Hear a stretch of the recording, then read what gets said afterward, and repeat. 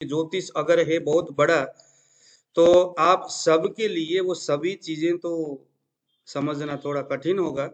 लेकिन हम प्रयास करेंगे कि ज्योतिष के उन बिंदुओं को जरूर कवर करने का हम प्रयास करेंगे जितने से एक आदमी सफल ज्योतिषी एस्ट्रोलॉजर बन सकता है, एक सफल मेडिकल एस्ट्रोलॉजी को वो समझ सकता है। बशर्ते इतनी सी बात है कि ज्योतिष की जो है कि ध्यान धारणा आदि की जो बात कहूँ मैं, जैसे मेडिटेशन वगैरह जिस तरह से हम करते हैं, और जैसे कि कल तक विजेंद्र जी ने जो मर्म चिकित्सा के लिए विविध प्रकार के जो जो कि मन को हीलिंग करता है, ऐसे जो मर्मों के ऊपर भी हमें रोज काम करना होगा ताकि हमारा याददाश्त बहुत स्ट्रांग रहे, हमारी ध्यान धारणा धारणा शक्ति हमारे मस्तिष्क की वो बहुत स्ट्रांग रहे, वो बहुत जरूरी है। तो आइए जरा आज से शुरू करेंगे। आज हम बस जरा सा आप लोगों ने ना, एक तो ज्योतिष सीखने के लिए पंचांग ले आना है। पंचांग के आधार पर आप लोग नोट करिएगा जरा, अगर पंचांग लेकर आना है, आपके आसपास में आपके शहर में कोई पंचांग होगा जो आपके शहर में चलता है, वहीं के अक्षांश देशांतर, वहीं के सूर्य स्पष्ट सूर्योदय आदियों के द्वारा उसी एरिया में चलने वाले जो पंचांग है वो आप ले लीजिएगा। पंचांग के आधार पर हम पहले तो कुछ है ना तिथि योग करण आदियों को समझने का प्रयास करेंगे, क्योंकि कुंडली में उसका बड़ा मायने रहता है, मुहूर्त का बहुत बड़ा मायने रहता है। हमें कोई भी औषधि किस मुहूर्त में बनाना चाहिए, है ना। जैसे कि आप किसी भी आयुर्वेदिक ग्रंथ को उठाएंगे तो इस अमुक वनस्पति को अमुक तिथि में अमुक नक्षत्र के योग में जाकर के उसको पहले आप आवाहन करना है, दूसरे दिन जो है उसको आपने पूजन करना है और खनन करना है। यह नक्षत्र होनी चाहिए विद्या नक्षत्र, सिद्ध नक्षत्र, दग्ध नक्षत्र, नक्षत्रों के अलग अलग कैटेगरीज है। उनमें से कौन सा नक्षत्र में किस प्रकार के वनस्पतियों का चयन हमें करना चाहिए।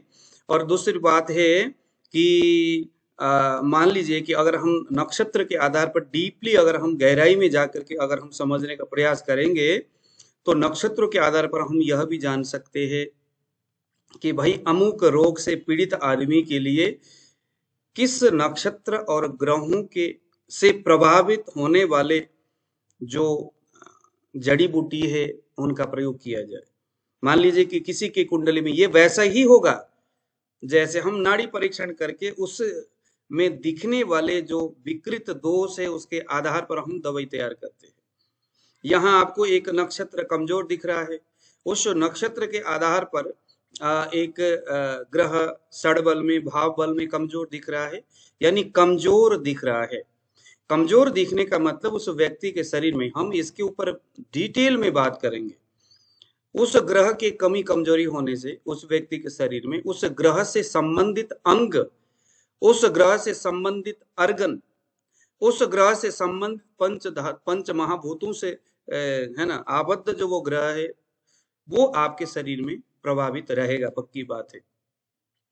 उस नक्षत्र राशि ग्रह और भाव से संबंधित कौन सा ऐसा जड़ी बूटी है, अलग अलग जड़ी बूटियों के ऊपर, तो उनको हम जानेंगे ताकि आपके पास अगर एक रोगी आता है तो उस रोगी को पहले तो कुंडली देखना है। इधर से हमने नाड़ी परीक्षण, एक हाथ उसके नब्ज में जाएगा रेडियल आर्टरीज में, और दूसरा हाथ में मोबाइल लैपटॉप या उसके कुंडली रहेगा। नाड़ी में देखिए क्या आपको समझ में आ रहा है, और जो मुझे समझ में आया क्या इसका जन्म कुंडली भी वही समझा रहा है मुझे। बस इन दोनों को जोड़िए। उसके बाद अभी ट्रांजैक्शन में कौन सा ग्रह किस नक्षत्र में योग कर रहा है और इसके जन्म कुंडली में उस ग्रह का क्या प्रभाव है, उसके आधार पर मेडिसिन डिसाइड किया जाए। हो गया ना। आयुर्वेद कितना परसेंट आपको समझ में आया, क्योंकि बहुत सारे ऐसी बातें हैं आप जितना परसेंट समझ आपके दिमाग में आ गया ना समझ में, उससे ज्यादा आपको कभी नहीं आने वाला। बहुत ज्यादा आप प्रयास कर लो, उससे ज्यादा आपको नहीं आने वाला। नहीं आने का मतलब है कि उतना तक बने रहो। आपको सुरेंद्र जी ताजुब हो लगेगा, आपके माइंड उस जो है आयुर्वेद से संबंधित जो सिद्धांत है, आपका माइंड कितना प्रतिशत उसको कैच कर सकता है, वो उतना तो करेगा, लेकिन उससे ज्यादा आप जितना मर्जी प्रयास कर लो, वह सब्जेक्ट आपका माइंड कभी कैच नहीं करता। कभी नहीं करता का मतलब कुछ दिन तक तो करेगा, आपको लगेगा हाँ, लेकिन वो आपको कॉन्फ्यूजन पैदा कर देगा। और दूसरी बात, कुछ दिन तक उसको आप रेगुलर स्टडी नहीं करोगे तो आपका जो माइंड है वो उतने ही चीजों को सुरक्षित रखेगा जितना वो पहले से ही स्टोर करके रखा हुआ था। तो लगे हाथों फिर कुल मिलाकर के वहीं जाकर के आप अटकते हो। कुल मिलाकर के कोई भी जो सिद्धांत है, हर इंसान के जो ब्रेन है, जो धारणा शक्ति है ना, वो हर सब्जेक्ट के लिए वो पहले से फिक्स होता है कि इससे ज्यादा मैं स्टोर नहीं करूंगा। ठीक है, 10वीं में पढ़ा हुआ एक बच्चा, जैसे अजय रावत को अगर मैं पूछूं कि आपने 5वीं क्लास में क्या पढ़ा, तो 5वीं क्लास में उन्होंने पढ़ा वो सभी चीजें अभी उनको याद नहीं है, उनमें से कुछ चीजें जरूर याद होगा। मतलब हर सब्जेक्ट में उतनी बातें ब्रेन जरूर स्टोर करता है। तो आयुर्वेद के चाहे वो नाड़ी परीक्षा हो, चाहे वो चिकित्सा के विधि हो, बढ़िया सा पढ़ना है। उसके बाद जितना परसेंट आपको समझ में आया उससे ज्यादा भी प्रयास करो, लेकिन दूसरे पक्ष को भी आप साथ में चलाओ। यानी कि ज्योतिष को आप समझ लो। मान लो कि 50% आपने नाड़ी को समझ लिया, उससे ज्यादा समझ में नहीं आ रही है, छोड़ो उसको, कोई बात नहीं। 50% कवर करने के लिए आप मेडिकल एस्ट्रोलॉजी में आओ, 100% हो गया, परफेक्ट काम हो पाएगा आपसे। किसी ने सवाल किया कि सर मेडिकल एस्ट्रोलॉजी की जरूरत क्यों है, क्या है इसका हिसाब किताब। तो एक श्लोक मैंने यहाँ अभी नोट करके रखा हुआ है कि विधात्रा लिखिता यासौ ललाटेक्षरमालिका देवज्ञस्तम पठित व्यक्तम होरा निर्मल चक्षुषा। उस दिन हम जो नाड़ी के संदर्भ में भी यही कह रहे थे ना, जीव साक्षिणी के करके हम कह रहे थे ना कि वो एक जो है कि बीड़ा है, बीड़ा के जो तार है, वो तार में जब हम झंकार करते हैं तो एक ही हमारे रेडियल आर्टरीज में बहने वाली जो नाड़ी है वो आप उस रोगी के शरीर में सभी प्रकार के रोगों को बताने में सक्षम होता है। वैसे ही ज्योतिष भी सिर्फ 9 ग्रह है, सिर्फ 12 भाव है और 12 राशि है, 27 नक्षत्र है। इनसे हमें कैलकुलेशन करना है, इनको हमने जोड़ है ना माइनस प्लस करना है, इन्हीं के बीच में हमें खेलना है। 3 उंगली जैसे नाड़ी परीक्षण में हमें एक उस नाड़ी में हम खेल रहे थे, कभी नीचे कभी ऊपर करके। अब हम ज्योतिष में वैसे ही खेलेंगे, कभी हम राशि के आधार पर खेलेंगे, कभी हम नक्षत्रों के आधार पर खेलेंगे, कभी राशि को नक्षत्र के साथ जोड़ के खेलेंगे, कभी इन 3-4 चीजों को साथ में मिला करके स्टडी करने का प्रयास करेंगे। तो विधात्रा लिखता यासौ ललाटेक्षर मालिका दैवज्ञस्तम पठित व्यक्तम होरा निर्मल चक्षुषा। विधाता ने आपके ललाटम यानी माथे में पहले से ही जो चीज लिख दिया, ललाटे अक्षर मालिका, जो चीज उसने लिख दिया वो दैवज्ञस्ता, समझ लो कि वो देव भाषा, देव वाणी, लकीर के फकीर, वो होना ही होना है, वैसा ही होना है, वैसा ही होना है। ज्योतिष की आवश्यकता है क्या है कि उस व्यक्ति के लाट में जन्म के 6ठे दिन, जैसे हमारे यहाँ बताया करते, ब्रह्मा जी आते और लिख देते हैं। क्या लिखा उसके माथे में, उसके किस्मत में है क्या चीज, उसको हम ज्योतिष के माध्यम से पढ़ते हैं। जो रोगी आपके सामने आया है, क्या वो प्रारब्ध वसात व्याधि को लेके आया है या अभी उसके कुछ आहार विहार जनित असंतुलन की वजह से हुआ है? असंतुलन से हुआ है तो आपको सुपरफिशियली दिखाई देगा। आहार विहार के असंतुलन से हुआ है तो आप साधारण कुछ भी दवाई दोगे जो आपके समझ में आया उससे वो ठीक हो जाता है। लेकिन अगर वो विधात्रा लिखिता या सब पहले ही विधाता ने उसको तय कर दिया, हाँ ये होना है, तो वो जो होना लिख दिया, कभी कभी हम मेडिकल लाइन से उसको पढ़ नहीं सकते। चाहे जितना मर्जी आप पल्स डायग्नोस कर लो, चाहे जितना मर्जी आप मूत्र परीक्षण कर लो, चाहे जितना मर्जी उसके जीभ को बाहर ही निकाल करके उसको आप स्कैनिंग करने का प्रयास करो, कुछ नहीं पता चलेगा। देखिए श्लोक है यहाँ पर क्या लिखा हुआ है कि जठर गुदजुन्मादा पस्मृत्य सुगृत सुतिपंगुता श्रुति विकलता वर्णि कल्य प्रमेह भगंधरा। जठर पेट से संबंधित कुछ रोग कभी कभी समझ में नहीं आती किसी भी प्रकार के डायग्नोस से।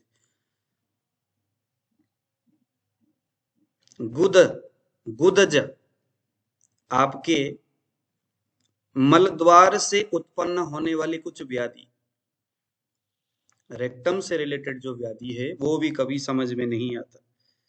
अपस्मृत्य, अपस्मार से संबंधित जो व्याधि है वो कभी डायग्नोस में आता ही नहीं है, चाहे नाड़ी देखो चाहे कुछ भी देख लो समझ में नहीं आता।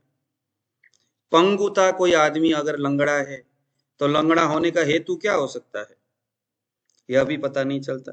श्रुति विकलता, श्रुति विकलता मतलब कोई आदमी काना हो गया, सुनने में असमर्थ हो रहा है। क्यों असमर्थ हुआ कुछ नहीं कह सकते। वाग वैकल्प्य, वाग वैकल्य, वाग वैकल्य मतलब भगभगा के बोलना, अटक अटक वाणी में दिक्कत, हाँ बोलने में दिक्कत होना। तुतलापन। प्रमेह, प्रमेह मतलब मधुमेह, डायबिटीज। भगंधराह यानी भगंधर। प्रदर, स्त्रियों का जो प्रदर रोग है। पवन व्याधि, वायु से संबंधित व्याधि। श्वित्र, लिकोडर्मा, श्वित्र। क्षय, क्षय से संबंधित बहुत सारे व्याधि होते हैं, धातु के क्षय हो रही है ना, हड्डियों में क्षयता की अवस्था आ गया, ऑस्टियोपोरोसिस जैसे। क्षय। क्षणदांधता, अंधता, आंख से दिखाई न देना। तिमिर, अंधकार दिखना, है ना। तिमिर, घ्राणा, नाक से सुनने में असमर्थता होना। श्वास स्वथु, श्वास से संबंधित समस्या। मैं ये गिना रहा हूं आपको कि यह व्याधि जो है कुछ कंडीशन में बड़ा ही असमंजस वाला हो जाता है। व्रणाह, विचित्र व्रणाह, है ना, स्किन डिसीज। बल्मिक, बल्मिक यानी हमारे स्किन में एक कीड़े के जैसा एक स्किन में लग जाता है, घाव जैसा हो जाता है, वो कभी ठीक नहीं होता, कभी ठीक नहीं होता। वो छोटे छोटे कीड़े होते हैं, वो स्किन के अंदर चले जाते हैं और भयानक स्किन डिसीज है, और व्यक्ति बेचारा खुजला खुजला करके परेशान होता है। किसी प्रकार का डायग्नोस से, किसी प्रकार का रोग परीक्षण विधि से वो पकड़ा नहीं जा सकता,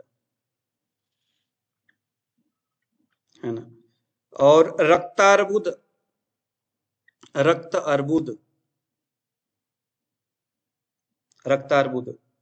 व्रण विसर्प वपु प्रकंपा, शरीर में प्रकंपन होना, शरीर थर थर करके कपता है। विसर्प रोग होना। पक्षाविघात, पैरालिसिस हो जाना। गंडमाला, थायराइड का हो जाना, है ना। अस्मरी, स्टोन हो जाना। दंडापतानक, यह भी एक प्रकार का अपस्मार से संबंधित, एपिलेप्सी से ही संबंधित जुड़ा हुआ पक्षा दंडापत रोग है ना, एक तरह का ये रोग होता है। शोणित आद्या, खून की कमी होना। पांडु आदि। तो इस तरह के दुष्कर्म भी स्तनुभृता मीह कर्म जास्ते। आगे क्या बोला आप अंतिम में, दुष्कर्म भी, यह जो व्याधि है ना, डायग्नोस में समझ में नहीं आ रहा। बहुत सारे बहुधा ऐसे व्याधि होता है, बेचारा वो जो पेशेंट है ना वो भटकता है। समझ लो जो पेशेंट साधारण नजला से संबंधित व्याधि को लेकर के दर दर भटक रहा है, नजला हो गया, जुकाम हो रही है, खांसी हो रही है, और वो कहीं से ठीक नहीं होता और भटक रहा है इधर से उधर, यह जो व्याधि है इसके लिए क्या बोला?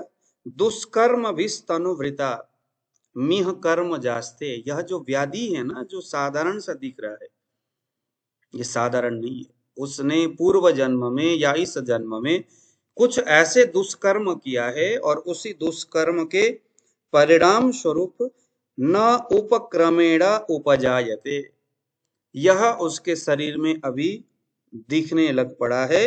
दिखने में साधारण है। कोई भी भेषज यानी कोई भी जो वैद्य है कहते हैं कि अरे कुछ नहीं, मैं चुटकी बजाऊंगा और ये बात बन जाएगी। 3 महीने तक दवाई खाया, कुछ नहीं हुआ।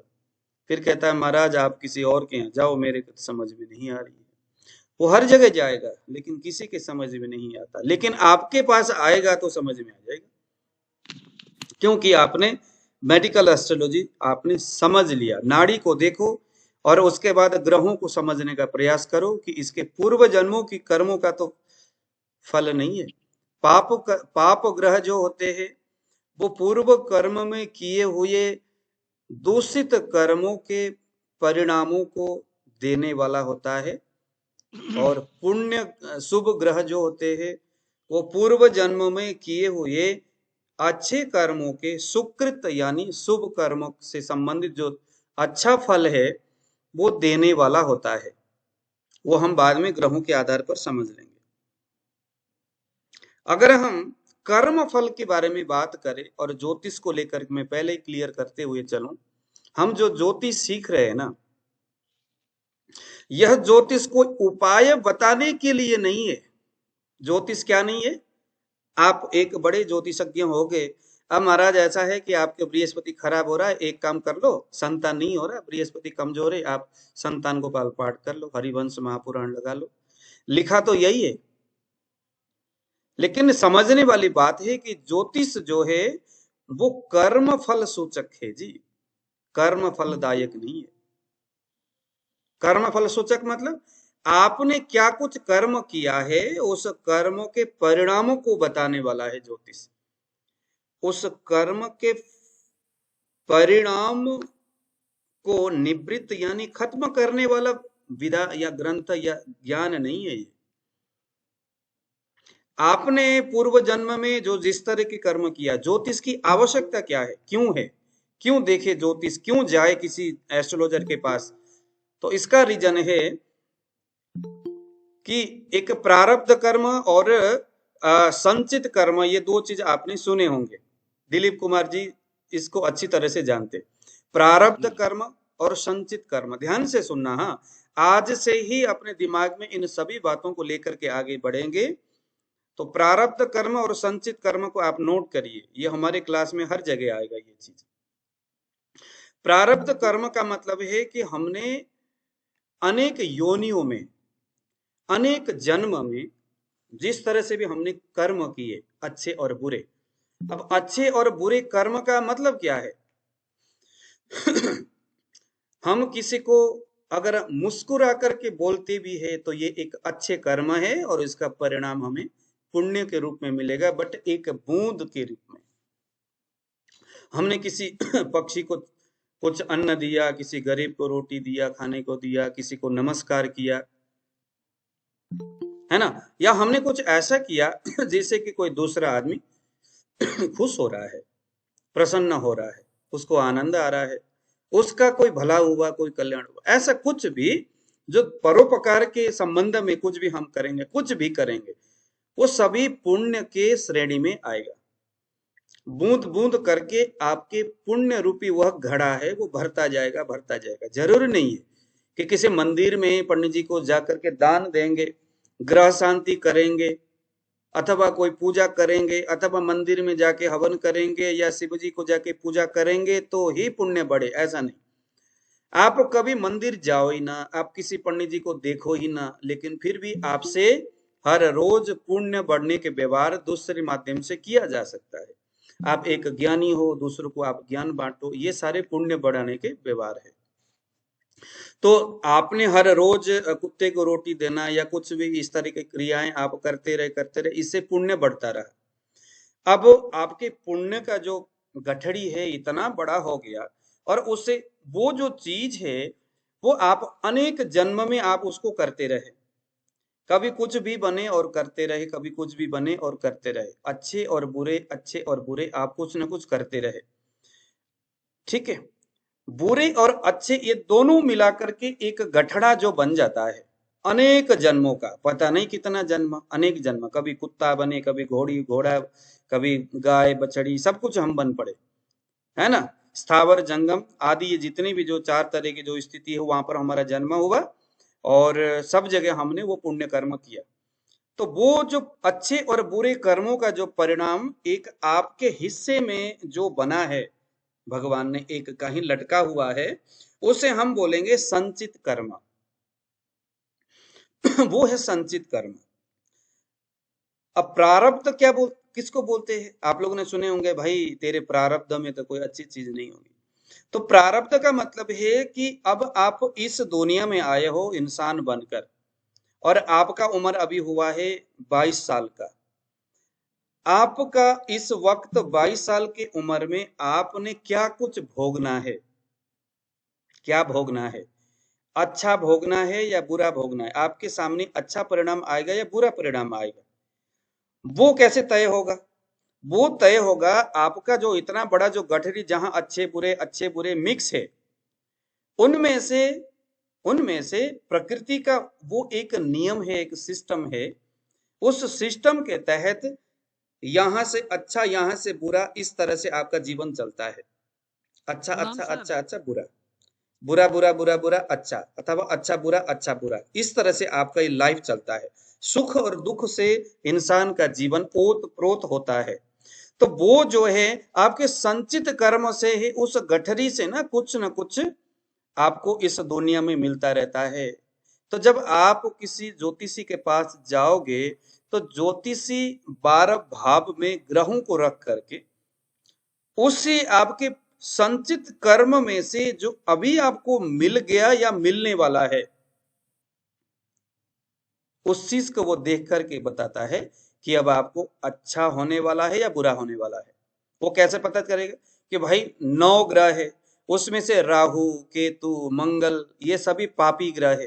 पापी ग्रह का मतलब है कि आपके संचित कर्म में जो पापमय कर्मों का जो फल है, वो आपको अभी मिलने वाला है। नेगेटिव ग्रह है तो षडबल में, भाव बल में कमजोर अगर कोई ग्रह होगा, इसका मतलब क्या है कि वो जो संचित कर्म रूपी एक पोटली में जो है ना, वो उसमें से अभी प्रारब्ध वशात आपके सामने अब कुछ नेगेटिव आने वाला है। अब वो किस भाव में आएगा, किस रूप में आएगा? वो नेगेटिव जो है पत्नी को मारेगा, गाय को मारेगा, कुत्ते को मारेगा, आपको मारेगा, क्या करेगा? अगर वो कोई मारक ग्रह आ रहा है, तो डिसाइड करता है वो किस भाव में बैठा हुआ है, किस हाउस में बैठा है, वो कितना मारेगा, वो डिसाइड करता है वो ग्रह कितना बलवान है। जिस राशि में बैठा है उस राशि कितना बलवान है वो राशि। ठीक है जी। तो यह सभी चीज हम यहाँ पर सीखेंगे, और इसके साथ साथ में हम, जैसे कि हमने आपको बताया कि पंचांग को कैसे देखना है, वहां से बेसिकली हमारा जो क्लास है वो तो कल से शुरू होगा सीखने का, लेकिन आज हम आपको कैसे कैसे करके थोड़ा सा इसका इतिहास। अब आपने ना अगर ज्योतिष को विस्तृत रूप से आपने पढ़ना है, तो एक बुक का नाम है जिसका नाम है, सबसे बढ़िया जो पुस्तक है उसका नाम है फल दीपिका।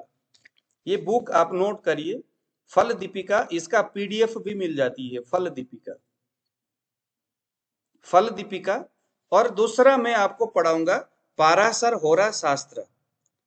मैंने आपको पढ़ाना है पाराशर होरा शास्त्र के आधार पर वैदिक एस्ट्रोलॉजी, और फल दीपिका के कुछ सिद्धांत भी मैं आपको बताऊंगा। क्योंकि ये दो जो ऐसा बुक है जो हमें वैदिक एस्ट्रोलॉजी को समझाने के लिए बहुत अच्छा है, मतलब ये स्पष्ट रूप से समझ में आता है। ठीक है, पुस्तक का क्या नाम बता सर? एक का नाम है फल दीपिका, फल दीपिका। दूसरा? दूसरा? दूसरे का नाम है पाराशर होरा शास्त्र, या तो आप लिख लो लघु पाराशरी। आप अभी प्राइमरी स्टेज में हो, लघु पाराशरी लिखिए, लघु पाराशरी।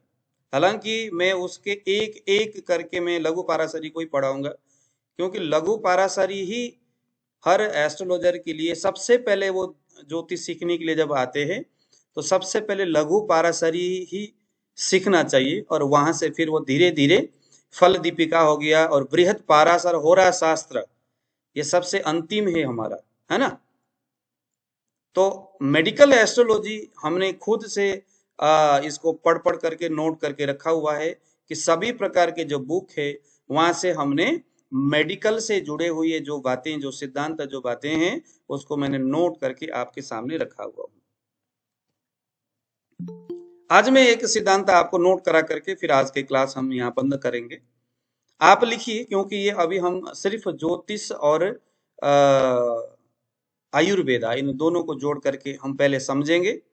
हमारे पढ़ने और पढ़ाने का जो रिदम इस तरह से रहेगा कि पहले तो हम ज्योतिष के कुछ सिद्धांतों को जानेंगे, और दूसरे नंबर में हम नाड़ी परीक्षण तो हमने सीख लिया, दूसरे नंबर में हम ज्योतिष के सिद्धांत को नाड़ी परीक्षण के साथ जोड़ के देखने का प्रयास करेंगे, ज्योतिष के सिद्धांत को नाड़ी परीक्षण के साथ। अब आपको पता है कि मानव शरीर, जैसे मैंने आप लोगों को पढ़ाया था, पृथ्वी जल तेज वायु और आकाश, पृथ्वी जल तेज वायु आकाश, ये 5 महाभूतों से मिलके बने हैं। तो अब आप लोग जरा लिखिए जरा, ज्योतिष और आयुर्वेद के समन्वय में आकाश महातत्व का मतलब है बृहस्पति। जब भी कभी बृहस्पति से संबंधित बात होगी तो क्या समझना है, यह आकाश महातत्व से संबंधित बात हो रही है। आकाश वायु यानी वात दोष का एक पक्ष है, एक हिस्सा है, और शनि जो है वो वायु महातत्व को प्रतिपादित करने वाला ग्रह है। शनि वात को प्रतिपादित करने वाला ग्रह। अब आप देख लो, अगर किसी के फर्स्ट हाउस में, मैं आपको बता रहा हूं, अगर किसी के कुंडली में फर्स्ट हाउस में बृहस्पति और शनि बैठा हुआ है, आपके सामने कोई व्यक्ति आया, उसके फर्स्ट हाउस में वहां कौन सा राशि है वो हम अभी नहीं देखेंगे। जस्ट आप इमेजिन करिए, जस्ट आप कल्पना करिए, किसी व्यक्ति के फर्स्ट हाउस में बृहस्पति और शनि है, क्या सोच सकते हैं, क्या दिमाग लगा सकते हैं कि इसका जो फर्स्ट हाउस, इसकी जो सिर है, क्योंकि फर्स्ट हाउस का मतलब सिर में वात प्रधान दोनों ग्रह बैठे हुए हैं, शनि और बृहस्पति। वो हम बाद में देखेंगे, वो षड बल में, भाव बल में, विंशोपक बल में कैसे है। लेकिन अभी हमने जस्ट एक मतलब कि दिमाग से ना हमें एक खेलना है उन ग्रहों के स्वभाव, उसके गुण धर्म आदियों से, कि बृहस्पति भी बृहस्पति आकाश तत्व ग्रह प्रधान ग्रह है, और शनि जो है वो वायु तत्व। इसीलिए अगर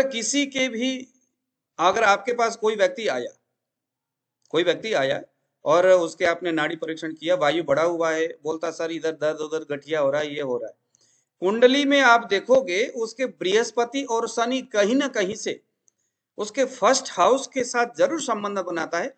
आप ये ज्योतिष पढ़े बगैर ही आप इस चीज को आप जरा एनालाइज करने का प्रयास करिए। आसपास में देखिए कौन है ऐसा जिसको वात से संबंधित व्याधि है, और उसके बृहस्पति और शनि किस तरह से उसके फर्स्ट हाउस को प्रभावित कर रहे, क्योंकि दोनों ही ग्रह वायु को प्रभावित करते हैं। तीसरे नंबर में लिखिए अग्नि प्रधान ग्रह मंगल और सूर्य। मंगल और सूर्य यह अग्नि प्रधान ग्रह है। अग्नि प्रधान ग्रह का मतलब जो पित्त को क्या करते हैं, बैलेंस में रखना, उसको माइनस करना, उसको प्लस।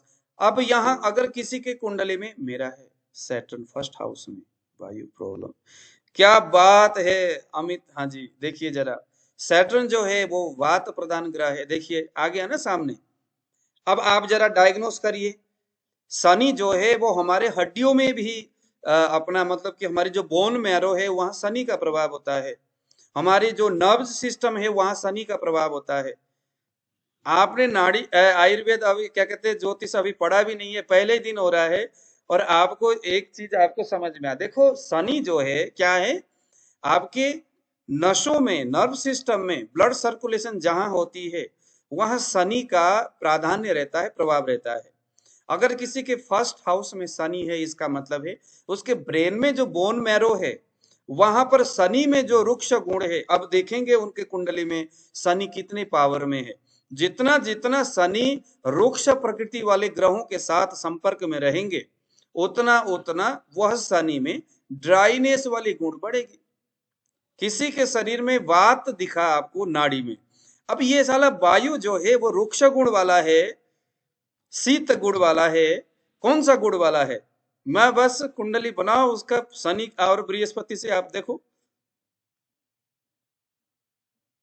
मजा आया कि नहीं आया, कुमार पाल जी बताइए। इतनी अच्छी चीज है ज्योतिष, इसलिए तो मैं इतने दिन से आप सबको बोल रहा था कि ज्योतिष सीखने के बाद आपको नाड़ी समझ में आएगा, जो आपने नाड़ी में कंफ्यूजन था ना वो ज्योतिष में आएगा। अच्छा तो अग्नि प्रधान ग्रह है सूर्य और मंगल। किसी भी, अब देखो अग्नि प्रधान यानी कि पित्त प्रकृति का स्वभाव कैसा है उसको आप कल्पना करो यार। अब इसमें ना स्वभाव भी देखने की हमें अलग से पढ़ने की जरूरत नहीं, हमने नाड़ी में पढ़ लिया ना पित्त का स्वभाव क्या है,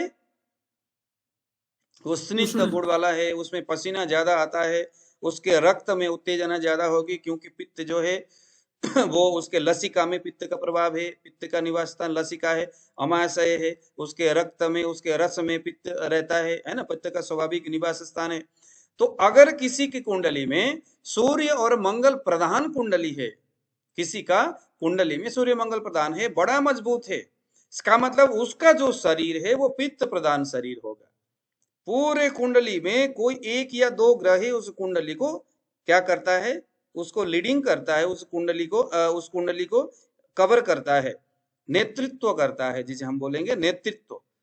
जैसे मेरा खुद का कुंडली में बृहस्पति नेतृत्व करता है, लग्ने स्थित क्या कहते लग्ने स्थित दिनकर कुरुते इंग पीड़ाम पृथ्वी सुतो वितनुते रुधिर प्रकोपम छाया सुत प्रकुरुते बहु दुख भाजाम जीवेन्दु भार्गव बुध बहु सुख कांति दास्यु। ये रहा बृहस्पति लग्न में बैठने से विविध प्रकार के मन को एकदम है ना वैसे रखने वाला, बुद्धिमानी, वाक शक्ति, चातुर्य, ये सारे बृहस्पति हम सब बाद में पढ़ेंगे।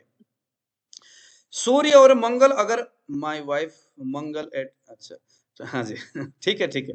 अच्छा अब देखो मैं कह रहा था कि मंगल और सूर्य अगर आपकी कुंडली में या किसी भी व्यक्ति के कुंडली में अगर वो लीडर है उस कुंडली का, तो इसका मतलब है कि पित्त से संबंधित प्रकृति उसका होगा। जन्म प्रकृति में जाकर के देखो, आपको जरूर पित्त कहीं ना कहीं आपको दिखेगा। अब लिखिए जरा, जल तत्व में चंद्रमा और शुक्र, चंद्रमा और शुक्र जल, चंद्रमा और शुक्र जल,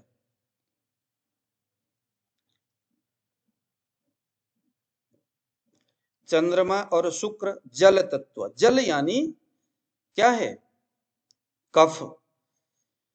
कफ में जो जलीयांश है, जो मेद वाला जो भाग है, जलीयांश का मतलब क्या है, मेद। पृथ्वी अंश का मतलब क्या है, मांस, मज्जा, मज्जा भी नहीं है, सिर्फ मांस, हड्डी, अस्थि, ये पृथ्वी अंश है, पृथ्वी अंश है। अब जब हम जलीयांश यानी कि शरीर में जल तत्व प्रधान द्रव्यों का काम देखेंगे तो वहां चंद्रमा और शुक्र, इन दोनों को देखेंगे। चंद्रमा और शुक्र कुंडली को लीड कर रहे हैं। इसका मतलब है कि इसके शरीर में कुछ जलीयांश जल महाभूत का प्राधान्य रहेगा। अगर ये आहार विहार से संबंधित व्यवहार कुछ वैसे करे तो इसको डायबिटीज प्रमेह से संबंधित व्याधि होगा, क्योंकि मेद में जो जलीय अंश है उसका मेद धातु में ज्यादा प्रभाव होता है। चंद्र शुक्र, बुध रह गया। बुध बुध जो है वो पृथ्वी महाभूत को प्रतिपादित करता है। बुध ग्रह पृथ्वी महाभूत को शरीर में डालता है या करता है। तो जल और पृथ्वी महाभूत। अब यहां पर हम कफ पित्त वात को देखेंगे। क्या क्या हो गया? कफ दोष जल, शुक्र, चंद्रमा, शुक्र और बुध, ये तीन को मिलाइए तो कफ हो गया। सूर्य और मंगल, चंद्र और शुक्र, इन चार को मिलाइए तो पित्त हो गया। कैसे? अग्नि और जल महाभूत से पित्त बना है। तो चंद्र और शुक्र के माध्यम से जल और सूर्य और मंगल के माध्यम से अग्नि। बृहस्पति और शनि से आकाश और वायु के हिसाब से वात। फिर बोलना पड़ेगा,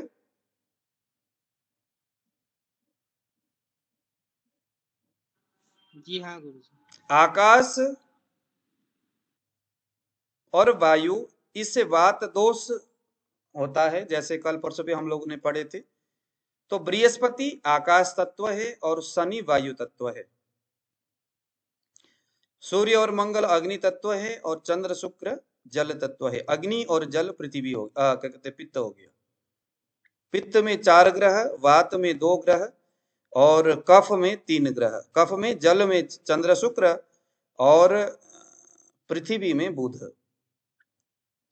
पृथ्वी में बुध।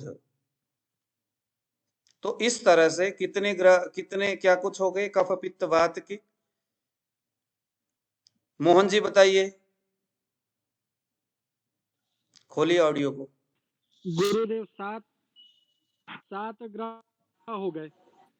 7 ही है ना ग्रह? आकाश तो महाभूत में जी, 7 ग्रह हो आकाश गए, 5 महाभूत में बृहस्पति, 9 ग्रह है ना? अच्छा, 7। आकाश महाभूत में बृहस्पति, हम्म वायु महाभूत में शनि हम्म और अग्नि महाभूत में सूर्य मंगल और चंद्र शुक्र में जल महातत्व। बस हो गया, और बुध कफ में पृथ्वी पित्त महातत्व। और वात। अब यहाँ राहु और केतु का भी बड़ा होता है। राहु और केतु को छाया ग्रह के जाना जाता है। इनका कोई सत्ता नहीं है, इनका कोई राशि नहीं है, इनका कोई राशि नहीं है। हालांकि धनु राशि केतु के लिए और मिथुन राशि राहु के लिए बताया गया है अपने घर, लेकिन राहु और केतु का कोई घर नहीं है। न कहीं ये उच्च होते हैं, न कहीं ये नीच होते हैं। बस ये है, राहु और केतु छाया ग्रह है। राहु जो है वो कहीं किसी के भी साथ में होगा। अगर अच्छे ग्रह के साथ में होगा तो उस अच्छे ग्रह के साथ में होगा या अच्छे ग्रह के राशि में होगा तो राहु और केतु वैसे ही फल देने वाले होंगे। हालांकि इसके ऊपर हम बात करेंगे। मान लीजिए कि किसी के बृहस्पति के साथ राहु है, तो राहु बृहस्पति के अच्छे गुण को भी देगा, मगर चूंकि राहु राहु है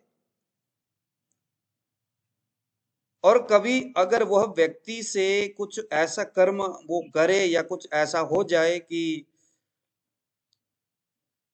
ग्रह के गुण और स्वभाव के प्रतिकूल अगर वो कुछ कर रहा है, मान लो किसी के कुंडली में शनि का दशा चल रहा है। शनि न्याय प्रिय ग्रह है, शनि न्याय प्रिय ग्रह है। शनि बोलता है कि भाई आप अगर न्याय से रोटी कमाओगे, काम करोगे, तो हम आपको कुछ नहीं बोलेंगे। लेकिन आज के जमाने में बहुत मुश्किल ही है कि न्याय के साथ तरीका से कुछ काम कर सके। तो जो रावण के पीछे पड़ गए शनिदेव, जो राम जी के पीछे पड़ गए शनिदेव, इतने न्याय प्रिय होने के बावजूद भी, तो वो आपको और हमें कहाँ छोड़ेंगे। ठीक है। तो कुल मिलाकर के शनि जो है वो न्याय प्रिय है, लेकिन उनके डायरी में जो न्याय की जो सिद्धांत है ना, वो इतना स्ट्रांग है, इतना कड़क है कि वो कोई उसको फॉलो नहीं कर सकता। न करने का मतलब है उनके नजर में सभी अन्यायी है। तो अगर कभी शनि के साथ राहु बैठता है तो शनि की प्रकोपित, क्योंकि आप तो शनि के हिसाब से काम नहीं कर रहे हो, तो प्रकोपित शनि का जो प्रभाव है मल्टीपल होकर के राहु देगा। किसी भी ग्रह के साथ राहु बैठता है तो उसके प्रभाव को बढ़ा के देता है। जैसे कल परसों हमने बात किया था ना कि अगर आप किसी भी दवाई में गूगल डाल देते हो तो गूगल क्या करता है, योगवाही बन के काम करता है।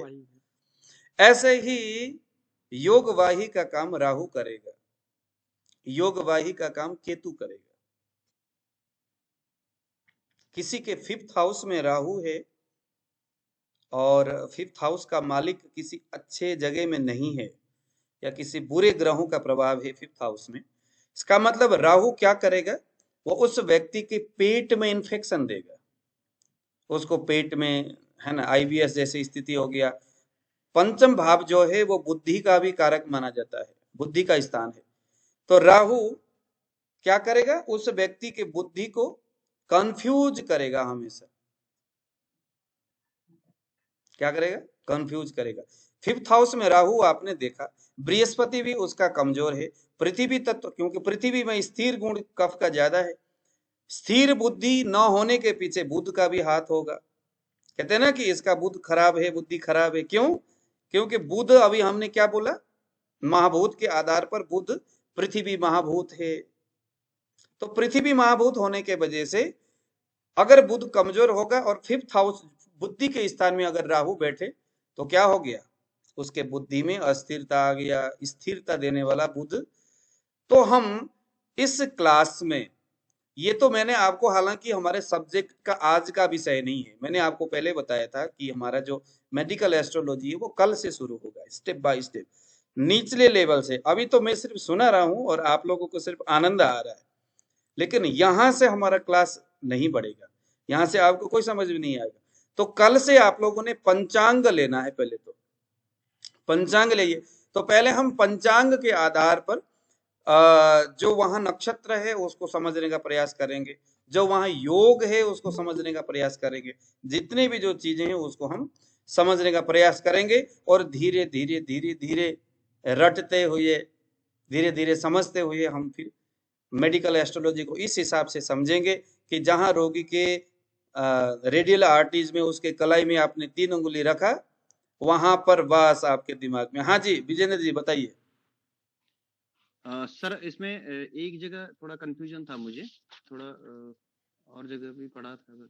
ये जो आकाश तत्व का मतलब हो गया बृहस्पति, वायु के हो गया शनि, अग्नि का हो गया मंगल सूर्य, जल के हो गया चंद्रमा शुक्र, और पृथ्वी का बुध, केवल बुध। कुछ लोग मंगल को भी पृथ्वी बोलते हैं, मंगल को भी पृथ्वी बोलते हैं, लेकिन हम मेडिकल एस्ट्रोलॉजी के पॉइंट ऑफ व्यू से पढ़ रहे हैं ना, तो मंगल में देखो यही बात है कि कफ में जल तत्व ज्यादा है या पृथ्वी तत्व ज्यादा है? जल तत्व ज्यादा है। हाँ, कफ में जल तत्व ज्यादा है, पृथ्वी तत्व थोड़ा कम है। कफ में तो जल ऐसा है, जल तत्व ज्यादा भी हम नहीं कह सकते। कफ में दोनों बैलेंस में है, लेकिन चूंकि पित्त में जल तत्व भी है। पित्त में क्या है? जल तत्व भी है। पित्त में अग्नि और जल है, कफ में पृथ्वी और जल है। उस हिसाब से देखा जाए तो कफ में पृथ्वी तत्व थोड़ा ज्यादा है, क्योंकि कफ के जो गुण है, शीत से स्टेपनेस आ जाती है, उसमें मंद है, उसमें जो है कि गुरु है, हैवीनेस है, वो ज्यादा कफ में है, पित्त में नहीं है, क्योंकि पित्त में भी तो जल है ना, तो कफ में पृथ्वी तत्व ज्यादा है, कफ में हैवीनेस ज्यादा है ना। देखो कफ जब बढ़ता है, एक सेकंड जी, कफ जब बढ़ता है तो ऐसा नहीं कि जलयान से बहुत ज्यादा बढ़ाता होगा, जलयान से भी बढ़ता है, लेकिन कफ बढ़ने का मतलब ज्यादातर अक्सर ये होता है कि उसमें है ना आलस्य भाव आना, यानी कि उसमें हैवीनेस ज्यादा बढ़ जाती है, यानी पृथ्वी तत्व बढ़ जाता है। ऐसे ही ग्रहों का भी मंगल में पृथ्वी तत्व भी है, मगर मंगल में उसकी स्वभाव जो है ना, स्वभाव क्या है, उष्ण प्रकृति का है। वो स्वभाव में क्या है, एक प्रकार से एकदम शौर्य वाला भाव गुण है उसमें ज्यादा। तो अग्नि प्रधान गुण मंगल में स्वभाव में है, प्रभाव में उसका जल भी हो सकता, पृथ्वी हो सकता है, प्रभाव और स्वभाव। तो प्रभाव में जल हो सकता है, पृथ्वी हो सकती, मगर स्वभाव में अग्नि है। इसीलिए यहाँ पर आयुर्वेद के पॉइंट ऑफ व्यू से अगर हम ज्योतिष को पढ़ेंगे तो सूर्य और मंगल को हम अग्नि तत्व महाभूत के आधार पर समझेंगे, और अकेले बुध को हम पृथ्वी तत्व कहेंगे। अब कफ में 3 हो गए गुरुजी, चंद्र, शुक्र और बुध। बुध तो वो हो गया ना, पृथ्वी हो गया जी। कफ में क्या क्या हो गया, चंद्र, शुक्र और बुध। हाँ बुध पृथ्वी, हाँ बुध, हाँ उस हिसाब से कफ में 3 हो गया। अच्छा, यहाँ कुछ मैसेज था, क्या लिखा है इन्होंने, ज्योतिष पुस्तक को पंचांग क्यों बोलते हैं, क्या यही भी 5 तत्वों का जिक्र है? पंचांग में भी हाँ 5 तत्वों का है ना, किसने, रविंद्र जी ने लिखा हुआ है। सर ज्योतिष पुस्तक को नहीं, ज्योतिष के पुस्तक को पंचांग नहीं बोलते। पंचांग का मतलब है कि अभी ट्रांजेक्शन में ग्रहों की जो पोजीशन है और योग करण आदि, नक्षत्र तिथि बार योग करण है ना, तिथि बार योग करण आदि, ये सभी मिलाकर के 5 जो अंग है वो पंचांग है वो। ठीक है जी, तो आज जो है हम यहीं तक हम आज रहेंगे, यहीं तक हमारा आज का क्लास रहेगा।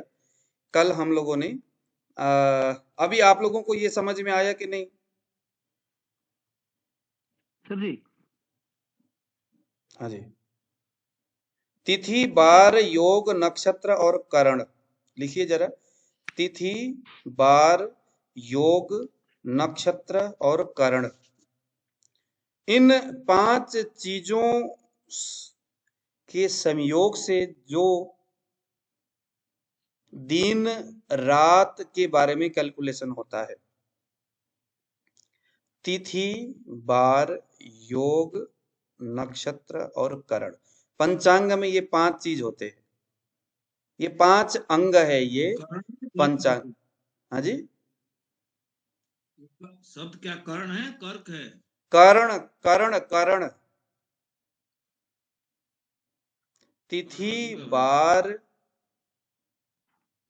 नक्षत्र योग और करण, ये 5 को हम पंचांग बोलेंगे। तो पंचांग, हाँ तिथि बार योग नक्षत्र और करण, तो इन 5 को ध्यान में रख करके हमें मुहूर्त का डिसाइड करना है। किसी भी चीज का, दुकान खोलना है, ऑफिस खोलना है, कहीं यात्रा करना है या नहीं करना है, शादी करना है या नहीं करना है, ये सभी चीजें इन 5 चीजों को ध्यान में रख कर डिसाइड करना है। ठीक है, तो इन्हीं चीजों को आप लोग विस्तार पूर्वक आप समझने का प्रयास करिएगा। कल से हम लोगों का जो मेडिकल एस्ट्रोलॉजी का जो क्लास है वो अविरल रूप से चलेगा, और अभी 5-6 दिन तक हमारा डेमो क्लास रहेगा, और उसके बाद आप लोगों ने इसका जो है ना गुरु दक्षिणा ज्योतिष का, वो आप लोगों ने पे करना है। आप लोग गुरु दक्षिणा ना, जो चीज हम आपको नोट करके हमने रखा है, मैं 8 साल की उम्र में आया हूं गुरुकुल में, और मैं ज्योतिष में ही आचार्य हूं। अब आप खुद अंदाज लगाइए कि मैं आपको ज्योतिष किस लेवल में सिखा सकता हूँ। सर जी। हाँ जी। सर नमस्कार सर। नमस्ते जी। सर जी वो मेरा एक्चुअली मैकेनिकल फील्ड है सर। मेरा